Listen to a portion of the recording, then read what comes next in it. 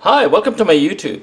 Ever since I saw a picture of a CZ868, a variant of the VZ-61 Scorpion, what's unique about it is that it came with an integrated wood stock instead of a folder.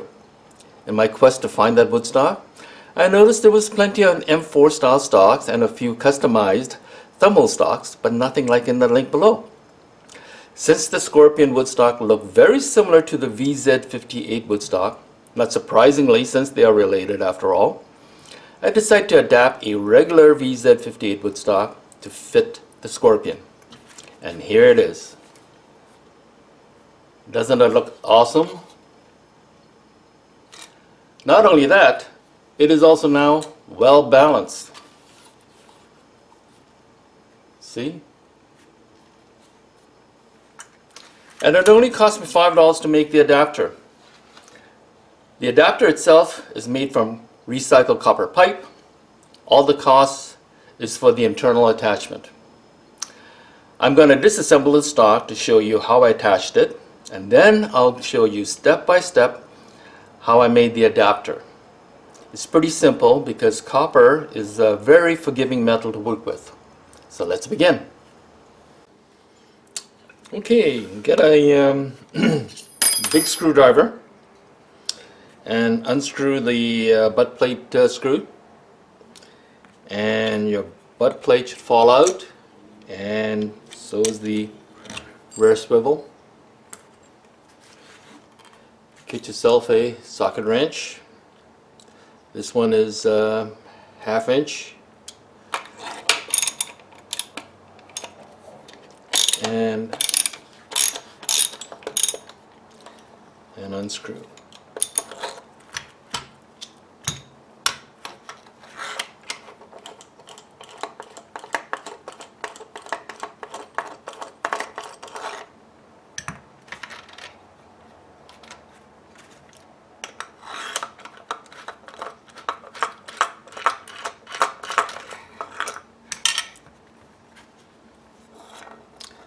And what should slide out is a extra long nut. Just a short one will do, but this is a lot easier to install. A locking washer and a regular washer.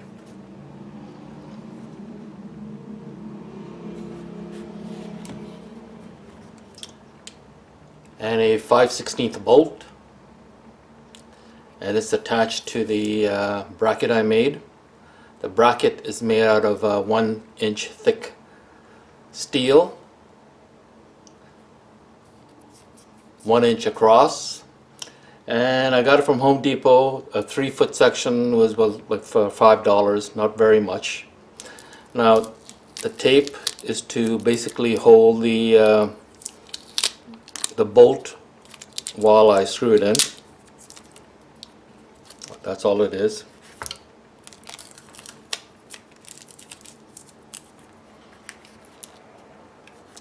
Now, this is not what I originally planned to do. This setup is not my preferred setup, because now every time I remove the stock, I have to remove the bracket, because this bolt is basically on the other side of the bracket.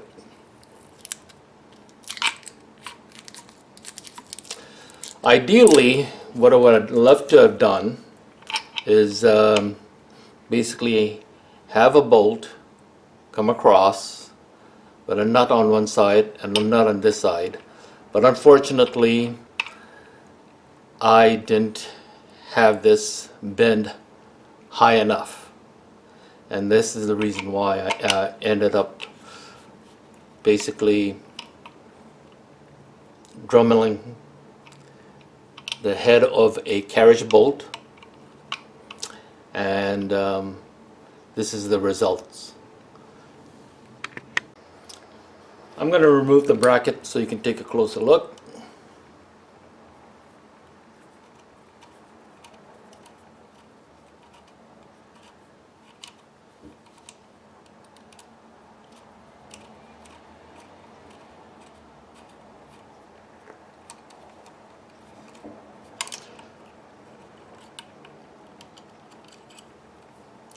two screws are the original folder screw. This is the bracket I made. It's like an S shape. What I should have done was bend this higher. But unfortunately I didn't bend this high enough, which required me to Dremel a carriage bolt head to get it to go higher. Ideally, what I originally planned was to have, if this was bent a little higher, have this like this screwed in.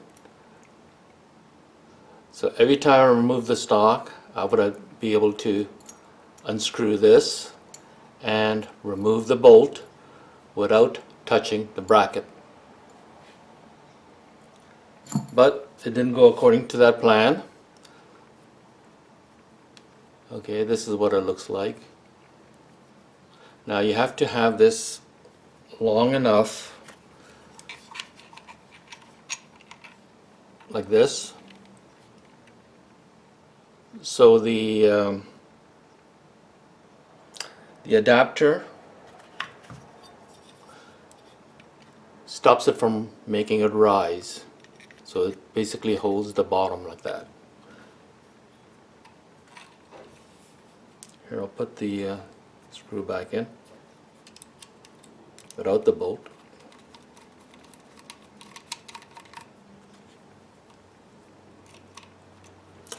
And when you drill the two hole for the screw, countersink it a bit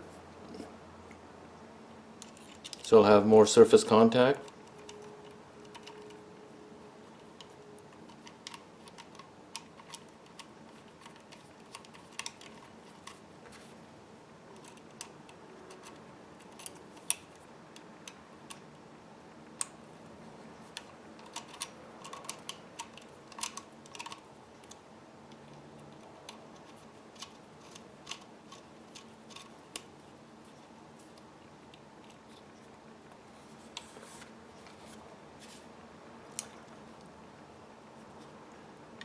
And this bottom of the bracket would hold on to the adapter, stop it from rising, allowing the bracket to rise, and this part stops it from going down. This is what it looks like inside.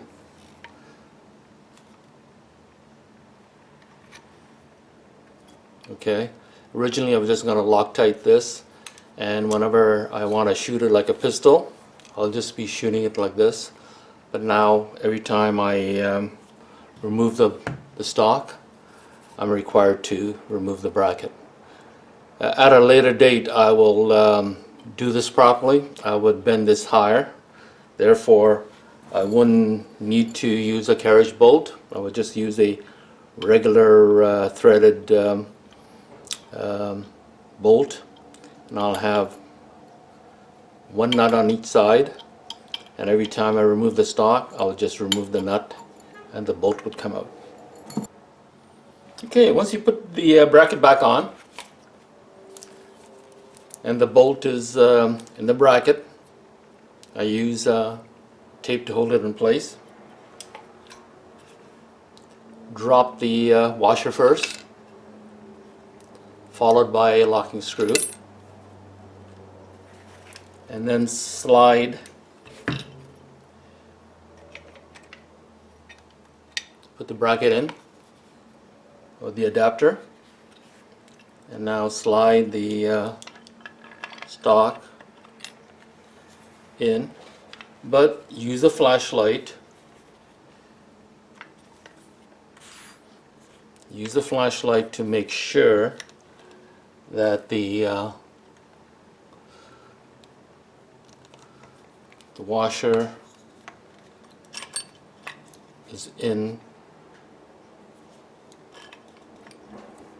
You might have to, actually it's not seated properly, so you have to do it again. And you have to do it a few times before you get this correct.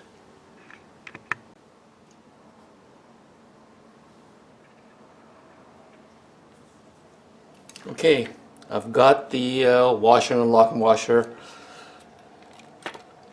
in the bolt now, seated properly. Now all I have to do, and the reason why I chose an extra long nut, I just had to drop it in, and I'd only have to see if it's seated properly, because you just screw it in and it'll go in like that.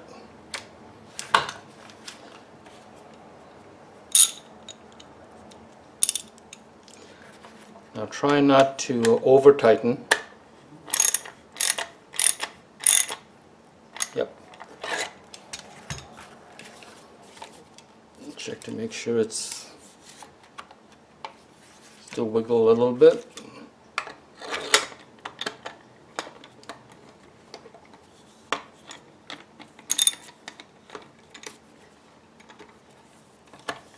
Okay, it's not seated. Oh, there it is. Ah, that's better. Ah, perfect. Okay, so now put in the swivel.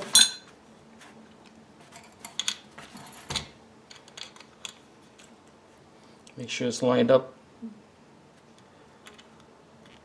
horizontally, because the this part actually goes right through it. Next,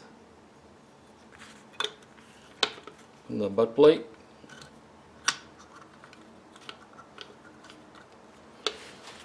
And now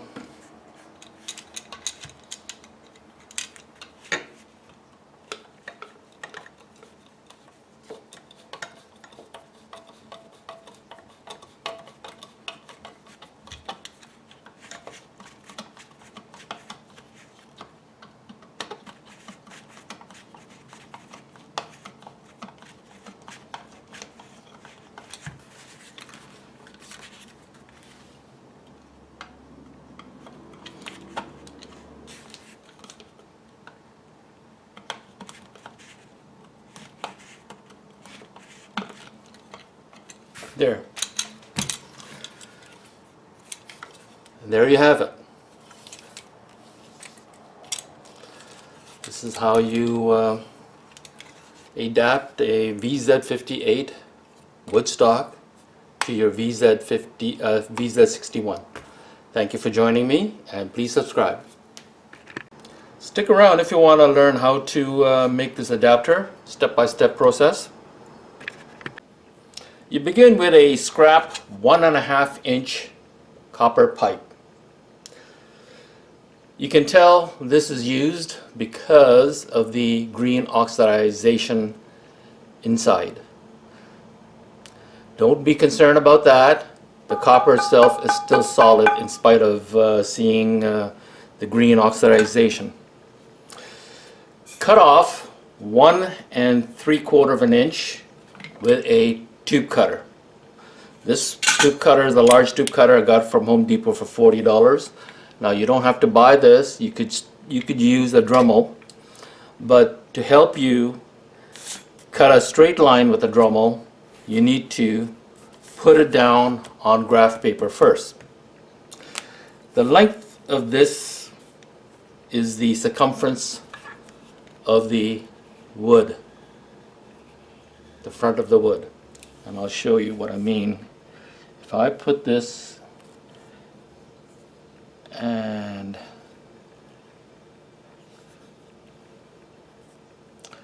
see, that is the measurement.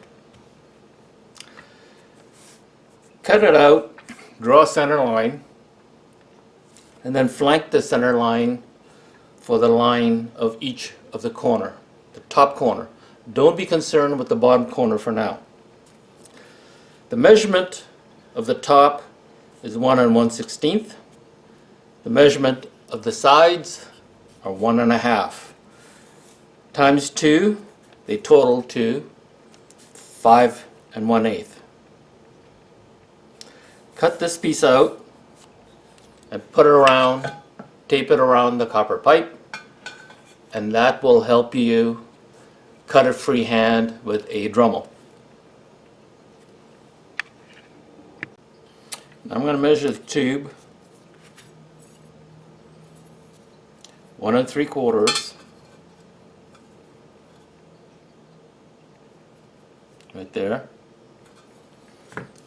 I'm going to cut it with a tube cutter.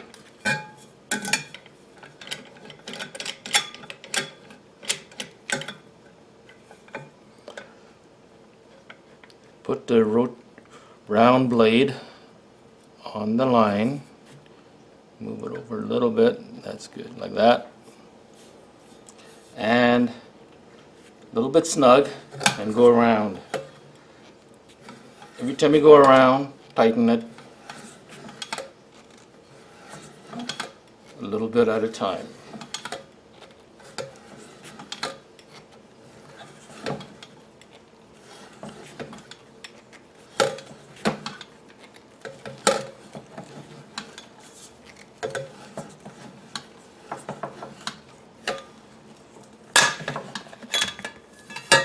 Okay, there you have it. Okay, now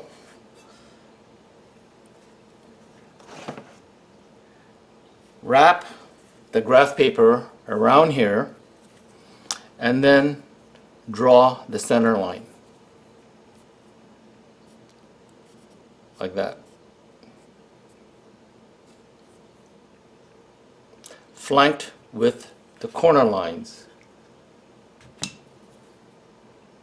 like this. Center line, corner line. And the opposite of the center line is where you cut it.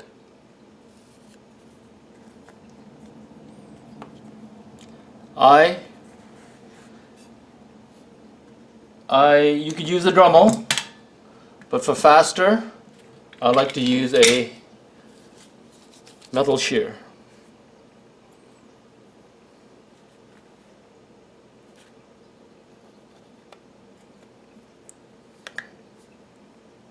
And it's quite fast. Go as far as one side, and go the other side. And there you have it. Okay, the next thing you do is put this, heat it up. You can heat it with a torch, or if you don't have a torch, you can use the natural gas stove, which I did, and pry the two sides open. Okay, and basically heating this on the stove, and then you're prying these two sides open like that. And the reason why you're heating it, because it makes it easier to bend the copper and it doesn't break. If you don't heat it, you're taking a chance of breaking the copper.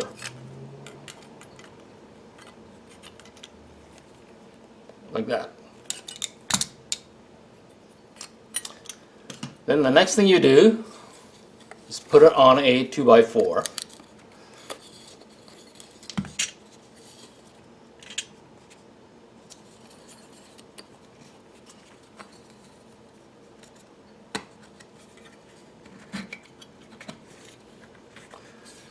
Like that. And then I used a hammer and I proceeded to straighten out this sheet like that. I start pounding it and this sides start to open up.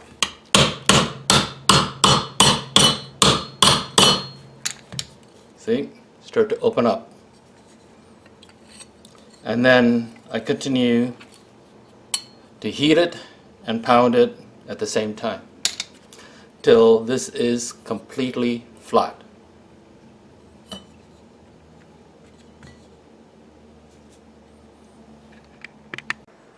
Once I got the copper pipe flattened out, I reheated it on the stove, and then I use a spade vice grip,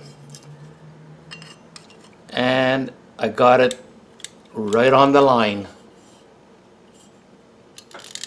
Imagine this was flat, and while it was hot, I turned it upside down and bracing it against a 2x6s, I bend it to a 90 degrees like this.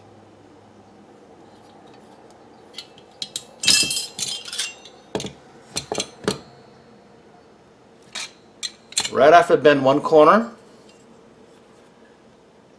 I recheck to make sure that other line is in the right spot, and that's exactly where I want to bend, and it does. I want to make sure. Then I reheated it, put the spade vice grip right on that line, and proceeded, after it's hot, to bend the other side to 90 degrees. At this moment, I'm not concerned with bending the lower corners. I just want to make sure that the top corner is in the right position. And checking with this, it is a perfect fit. You're actually better off going a little bit smaller than going a little bit larger. And the reason why is that you can always take a little bit of shaving off the wood if you're a little bit snug, or you can just file it. But if you're a little bit too big, then of course there's not much you can do. Okay, my next step is now to bend the lower corners, and that's why I'm going to have to draw this straight. I'm going to use a right angle,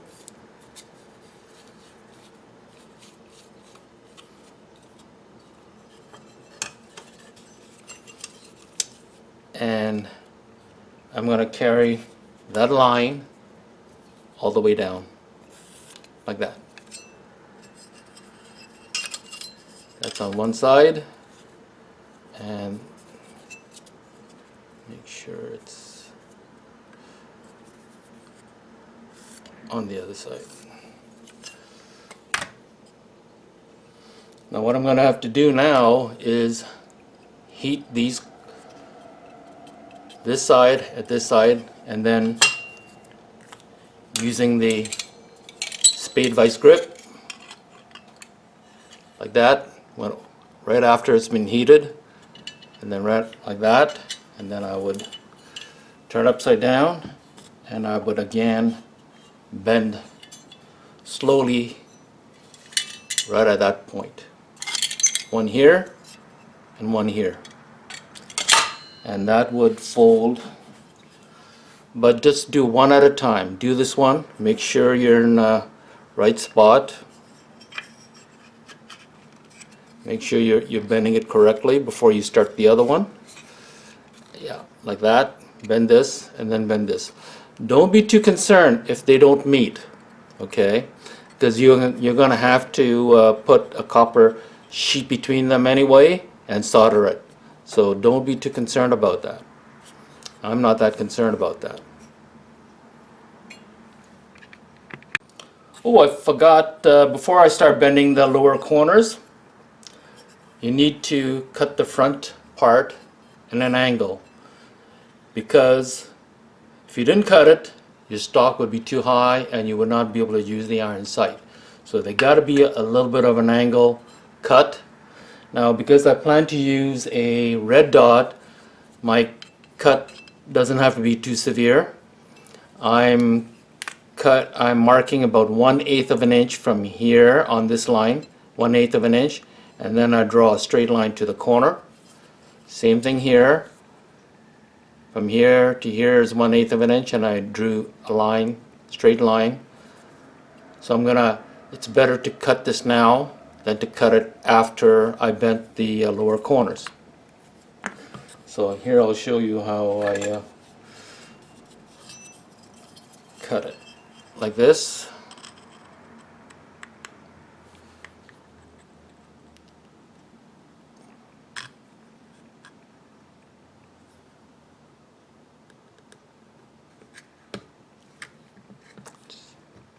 It's really easy to use the shear. There. That piece is cut. I'll have to file it, it's quite sharp. And he'll do the same thing for this one. Yeah, it's a lot easier to do it now than after it's all bent.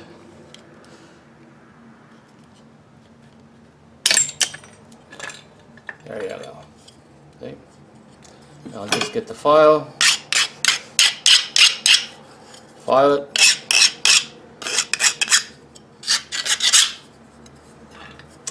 Okay, next step, I'm going to bend the lower corners.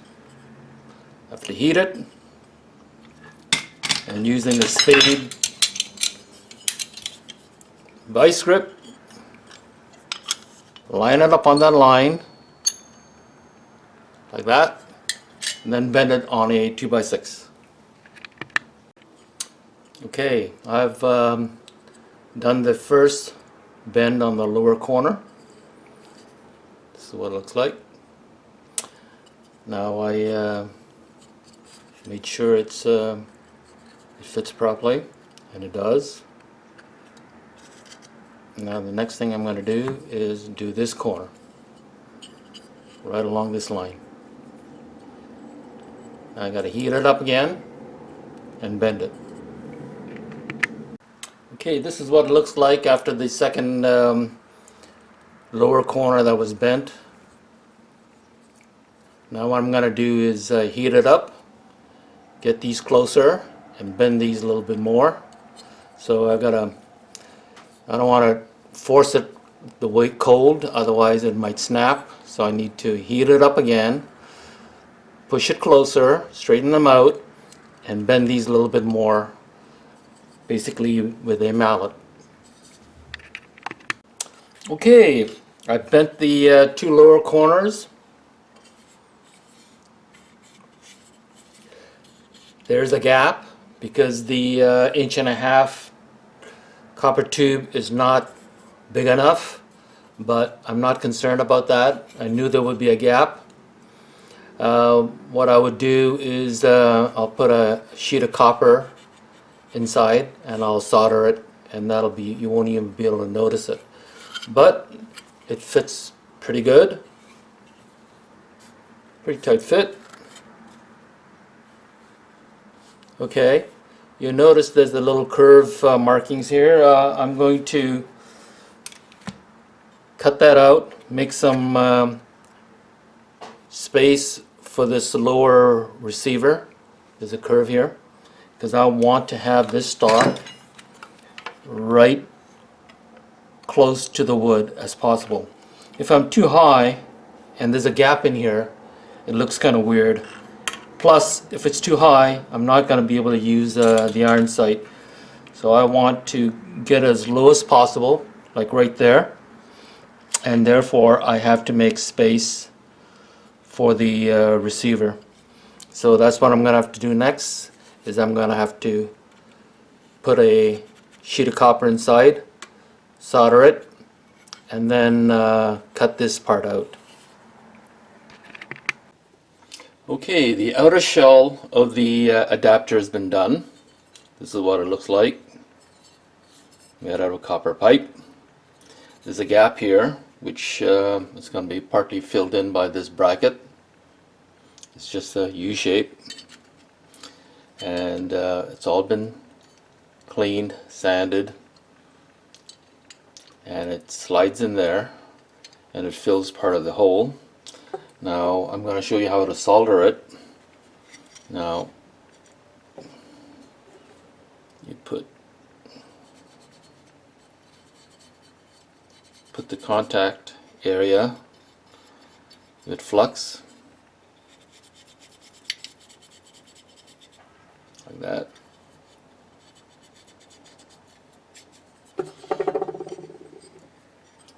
And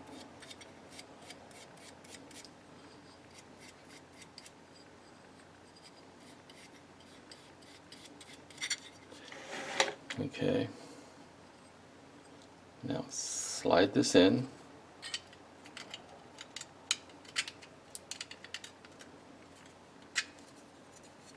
Like that.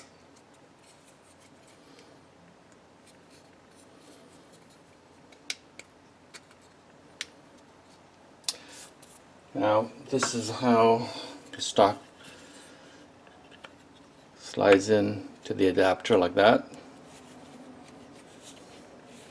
Now what you need to do is push the inside bracket against the wood stock so it would rest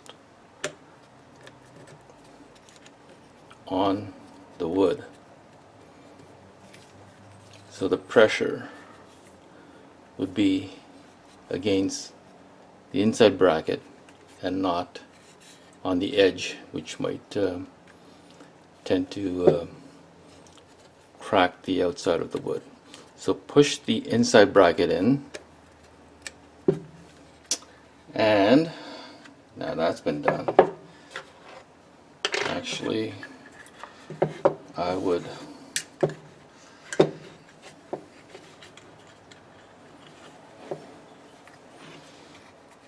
just to make sure it doesn't come loose. I'm going to wire it.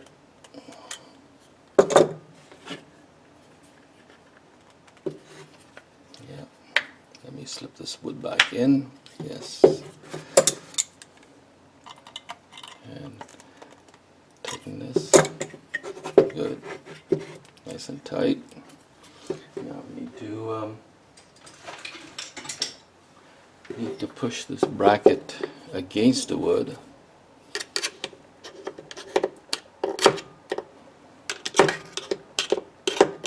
Yep, it's nicely against the wood.